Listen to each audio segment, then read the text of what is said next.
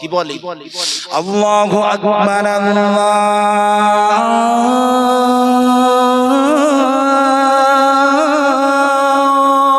আকবার, আল্লাহু আকবার,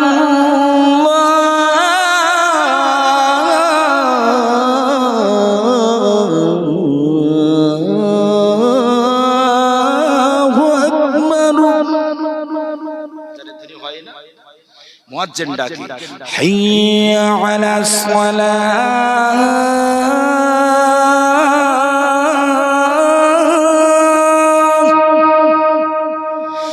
হাইয়া আলাস সালাহ,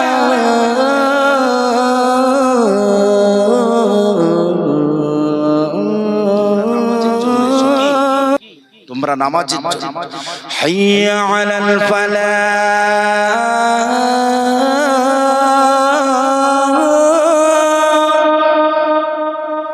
তুমি তোমার কিসের জন্য এসো? কল্যাণের জন্য এসো। আচ্ছা বাবু, মুয়াজ্জিন যে 5 বার হাঁকে, ওর মনে হয় ঘরে চাল নেই? ঘরে মনে হয় চাল নেই নাকি? কথা বলেন। ও যে দৈনিক 5 বার ডাকে, আমার আপনার জাহান্নাম থেকে ফিরিয়ে জান্নাতে নিয়ে যাওয়ার জন্য ডাকে। কথাটা ঠিক না?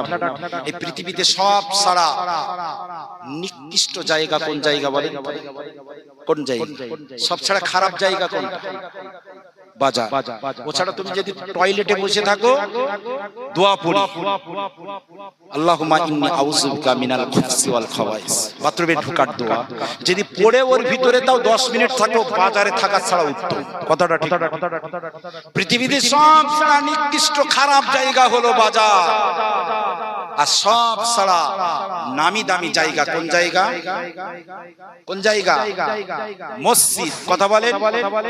মসজিদ কার ঘর? আল্লাহর ঘর। এখানে গিয়ে কিছুই বলা লাগবে না, শুধু বসে থাকবে।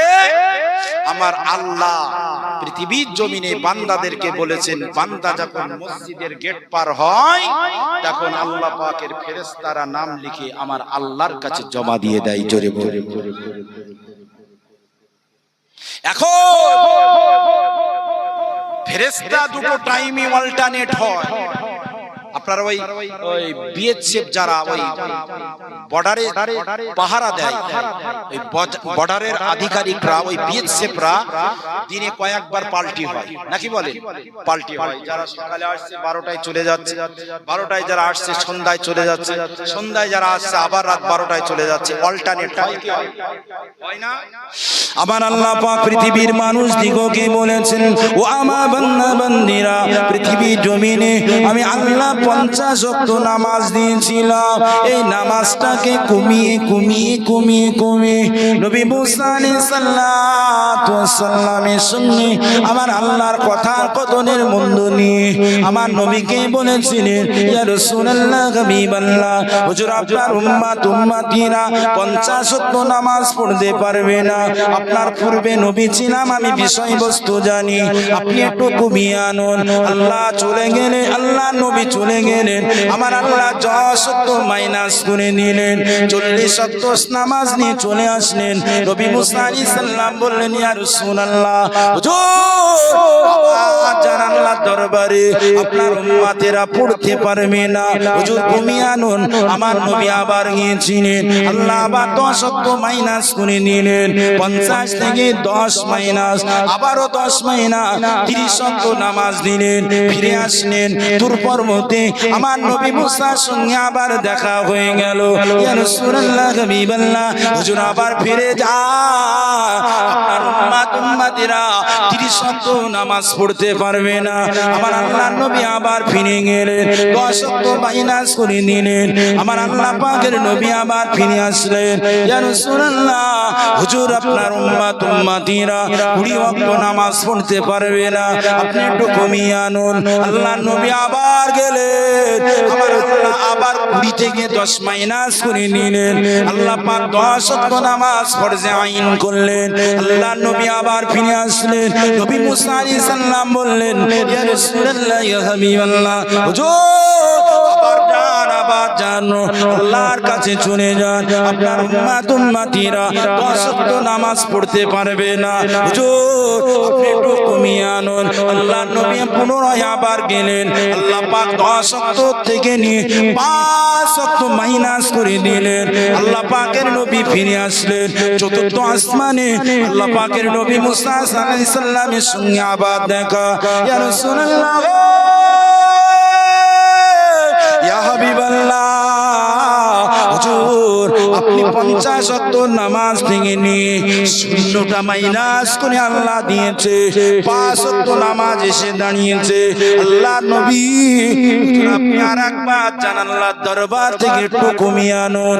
আল্লাহ নবী বলেছিলেন, ও আল্লাহ পায়গম্বর নবী মুসা আলাইহিস সালাতু ওয়াস সালাম, আমার আল্লাহ পাক 50 ওয়াক্ত নামাজ দিয়েছিল, সেই নামাজটা মাইনাস করনে 0 মাইনাস হয়ে গিয়েছে, 5 ওয়াক্ত নামাজ আমার আল্লাহ পাক নিয়েছে। আমি রাসূল আর যাব না, আমি রাসূল আর ফিরে যাব না, আমি রাসূলুল্লাহ 5 ওয়াক্ত নামাজে আমি আল্লাহর নবী সন্তুষ্ট। সঙ্গে সঙ্গে সঙ্গে সঙ্গে আল্লাহ নবীকে জানিয়ে দেওয়া হলো, ইয়া রাসূলুল্লাহ হাবিবাল্লাহ, হুজুর আপনার উম্মাত উম্মাতিদের জন্য আমি 50 ওয়াক্ত নামাজ দিয়েছিলাম, সেটা মাইনাস করে 5 করেছি। হুজুর ওই 5 ওয়াক্ত নামাজ যদি আমি আল্লাহ আমার খুশি করার জন্য পড়ে 50 নামাজের সওয়াব নিয়ে দেব।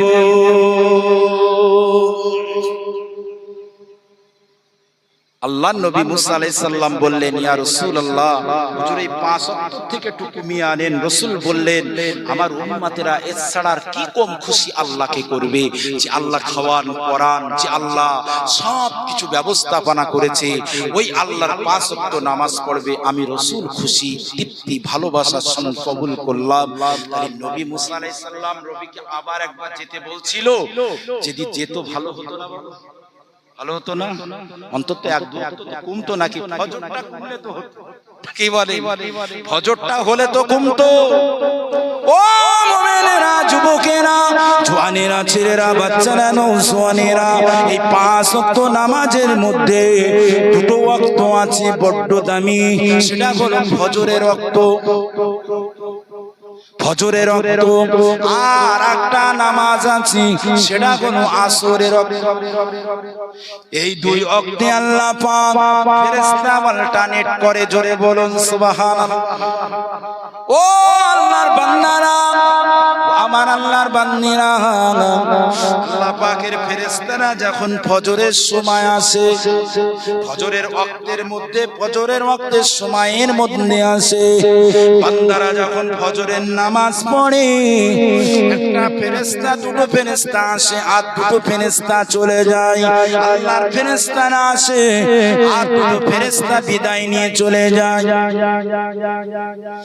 যে 2টো ফেরেশতা ফজরের ওয়াক্ত শেষের পরে আল্লাহর দরবারে চলে যায়, ওই সময় আল্লাহ পাক জিজ্ঞাসা করেন, ও আমার ফেরেশতারা, আমি আল্লাহ তোমাদেরকে অমুক বান্দার কাছে, অমুক বান্দির কাছে পাঠালাম, তুমি আমার ওই বান্দার হালতে দেখে আসলে।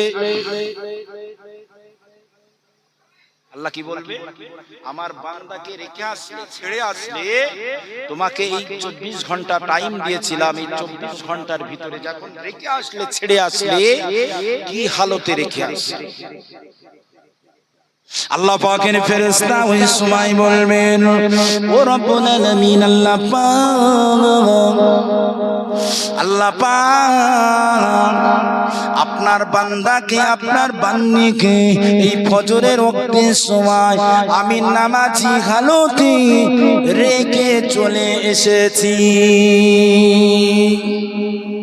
যে আল্লাহর বান্দা বান্দিরা নামাজি হালতে, সিজদা হালতে, রুকু হালতে ফেরেশতারা চলে যাবে, আর 2টো ফেরেশতা ফেরেশতা এসে হাজির হবে, আমার আল্লাহ বলবেন ওই ফেরেশতাদেরকে বলবেন, ফেরেশতারা তোমাদের পাঠানো হয়েছিল আমার বান্দাকে তুমি কি হালতে দেখতে পেয়েছিল?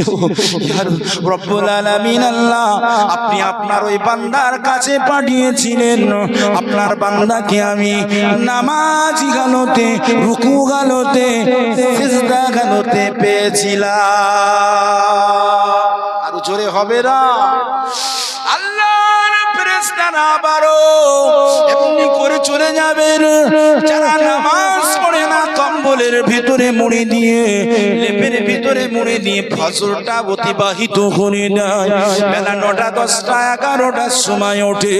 ওই সময় ফেরেশতাদেরকে বলবে, ফেরেশতারা তোমরা আমার বান্দাকে কি হালতে দেখে আসলে? আল্লাহ পাক, আল্লাহ পাক, আপনার বান্দা, আপনার বান্দি ফজরের নামাজ পড়িনি, আল্লাহ লেপের ভিতরে কম্বলের ভিতরে ঘুমাচ্ছে। আল্লাহ আমরা নামাজি হালতে রেখে আসতে পারিনি, আল্লাহ রুকু হালতে, সিজদা হালতে রেখে আসতে পারিনি। আল্লাহ পাক আপনার বান্দা কপাল ফাটা, আল্লাহ আপনার বান্দার কপাল ফাটা, নসিব ফাটা, আমরা নামাজি হালতে রেখে আসতে পারিনি। আল্লাহ পাক সে ঘুমাচ্ছে, আল্লাহ পাকের কাছে নালিশ দেওয়া হবে। আবার যে ফেরেশতা দুটো পাঠিয়েছিল সে ফেরেশতারা বলবে, ও রব্বুল আলামিন ফজরে উঠে রে আমি নামাজি হালতে দেখতে পাইনি, তবে আসরের রক্ত হয়ে গেল। আসরের নামাজের সময় পৃথিবীতে নিকৃষ্ট জায়গা বাজারে চার দোকানে বসে বসে আড্ডা মেরেছে। ফেরেশতারা আড্ডা মারা টাকাটা আল্লাহর কাছে রিপোর্ট করবে। বিকেল বেলা আশের মাটিতে বসে হসপিটালটা দেখে আল্লাহর কাছে রিপোর্ট করবে। মদ খাওয়া দেখে আল্লাহ দরবারে রিপোর্ট করবে। মিথ্যা কথা বলার জন্য আল্লাহ দরবারে রিপোর্ট করবে। গীবত করার জন্য আল্লাহ দরবারে গিয়ে এমনি করে বলবেন, ও যুবকেরা, জওয়ানেরা, ছেলেরা, বাচ্চারা, আজ যদি আমি আপনি ফজরে নামাজ না পড়ি, আসরে নামাজ না পড়ি, তাহলে আল্লাহর ফেরেশতারা কি আমাদের গুণগান ভালো গাবে? ভালো গাবে? ও মুমিনেরা, যুবকেরা, শুধু যদি একটা পার্টি যদি নির্দল মেম্বার হয় আর পশ্চিম বাংলা ক্ষমতা যদি টিএমসির হয়, তো ওই নির্দল মেম্বার অত সহজে গ্রামে বেশি উন্নয়ন করতে পারবে না। কতটা ঠিক না বল? কারণ ওর কিছু দেবে না। তেমনি করে আল্লাহ পাক বলছেন, বান্দা আমি আল্লাহ পাক যে জন্য পাঠিয়েছি, ওমা খালাকতুল জিন্না ওয়াল ইনসা ইল্লা লিয়াবুদুন, তুই আমার ইবাদত উপাসনা করবে। কুনতুম খায়রা উম্মাতিন উখরিজাত লিন-নাস তা'মুরুনা বিল মা'রুফ ওয়া তানহাউনা আনিল মুনকার, সৎ কাজের আদেশ করবি, অসৎ কাজের নিষেধ করবে। হে আমার বান্দারা, পৃথিবীর জমিনে এমন করে যদি তোমরা চলো, আমি আল্লাহ তোমাদের ঠিকানা সাহাবিল জান্নাহ করে দেব।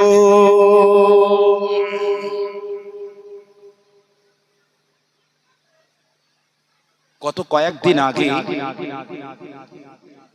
একটা জলসার গেট হয়, জলসার গেট আপনাদের এটা গেট, এটা গেট বাবু বেশ খানিক আছে, বেশ খানিক আছে। কয়েকদিন আগে একটা জলসা হচ্ছে, ওই গেটের ভিতর দিয়ে ঢুকে সোজা রাস্তা গেট, জলসার ময়দান, আর ওখান থেকে এসে একটা পর্দা উঁচু করতে হবে, পর্দা উঁচু করে খাওয়ার জায়গা করেছে। সেটা যদি আপনি জানেন তাহলে ওর ভিতরে ঢোকা সম্ভব হবে, যদি না জানেন তাহলে আপনার সোজা চলে আসতে হবে জলসার ময়দান। এখন রাস্তাটা হলো সোজা গেটের থেকে জলসার ময়দান।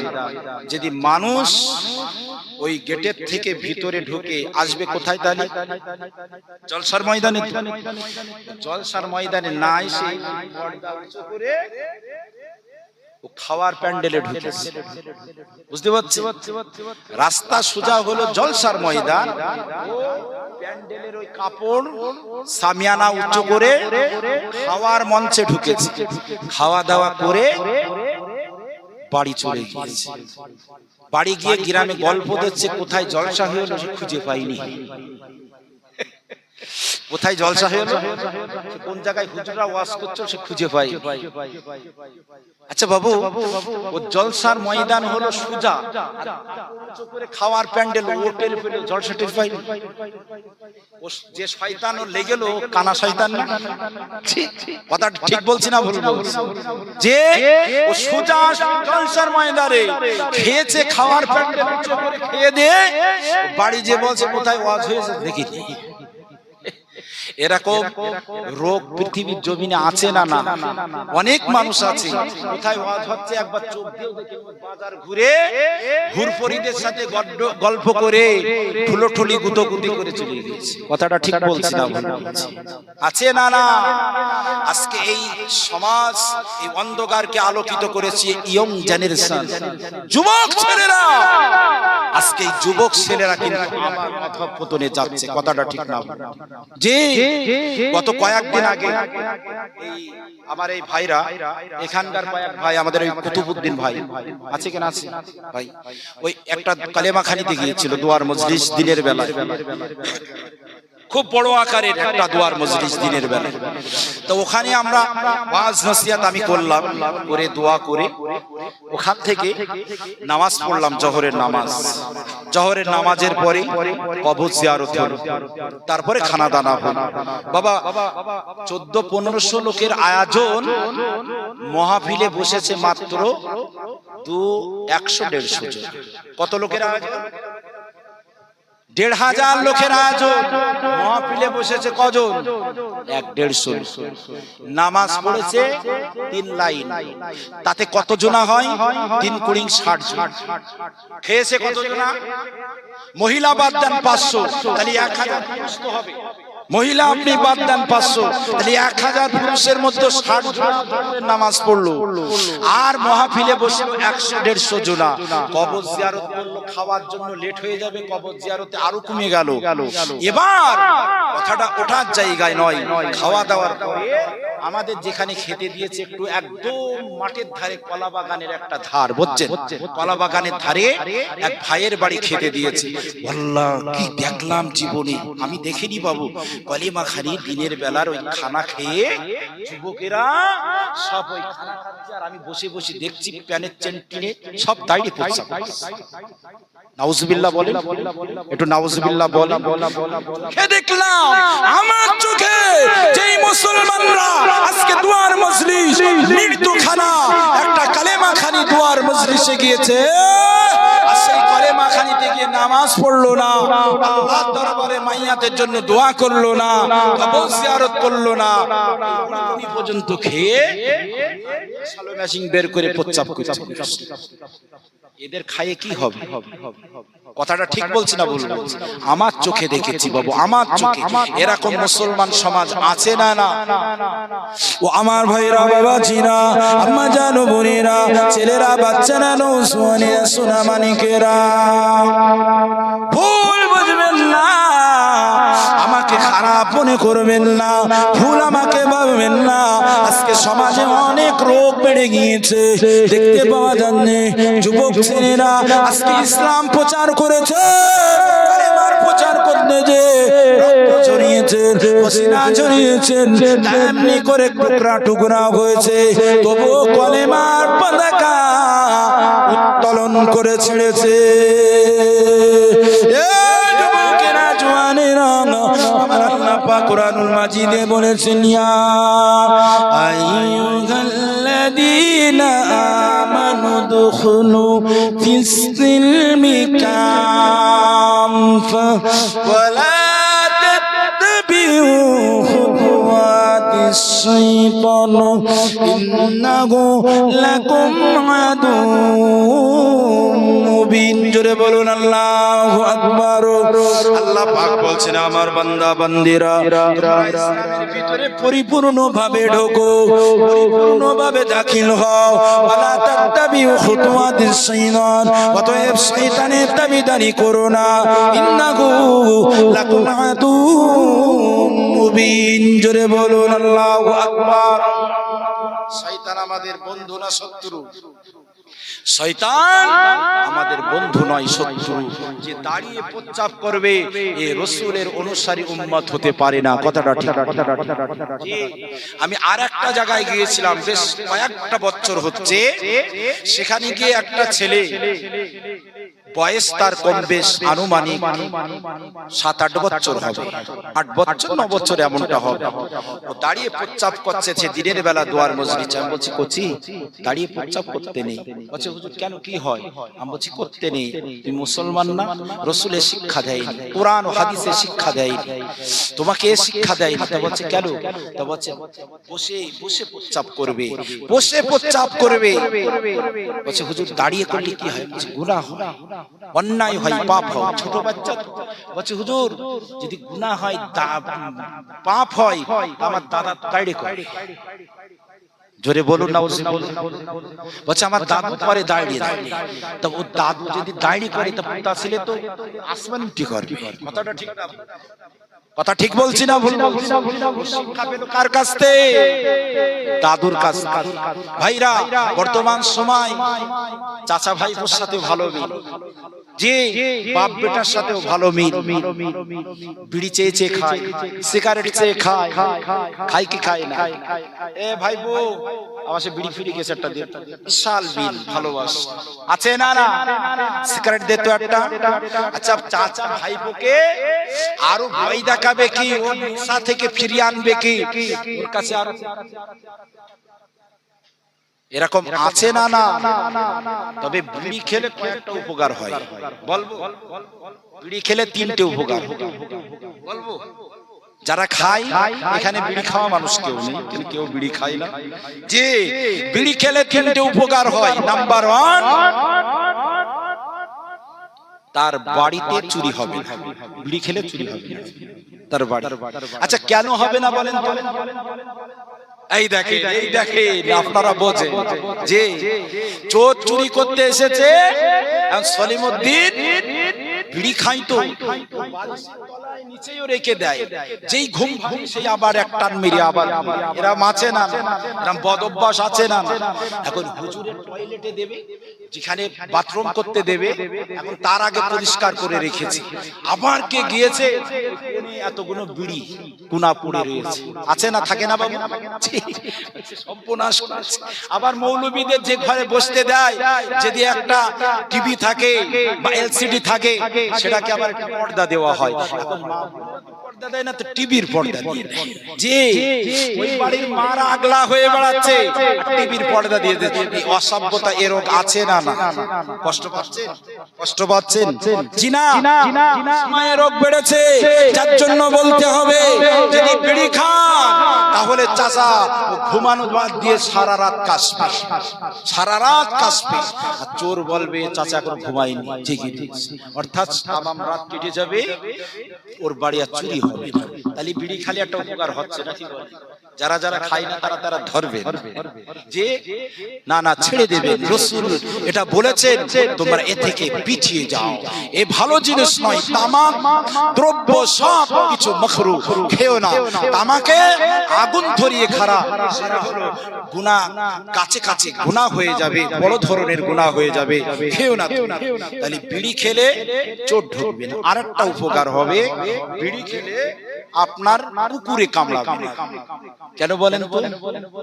বিড়ি খেলে অতি তাড়াতাড়ি মাজা কুজো হয়ে যায়, আর যাহা তো মাজা কুজো হয়ে যাবে তখন আপনার লাঠি ধরতে হবে, আর লাঠি যদি থাকে তাহলে কুকুর আর আসবে না।